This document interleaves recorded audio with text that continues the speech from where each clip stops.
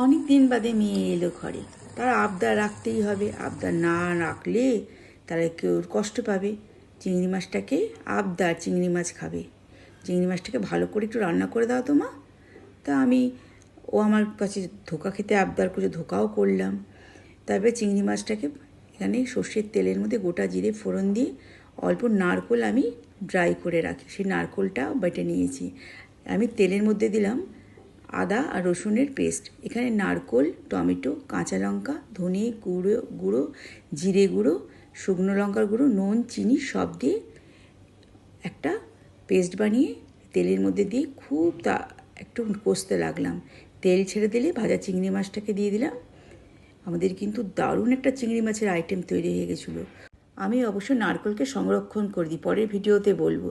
এখানে ধোকার ডালনা, স্যালাড, শসা দিয়েছি, এই চিংড়ি মাছের ওইটা, আমের চাটনি আর দই, আর পরে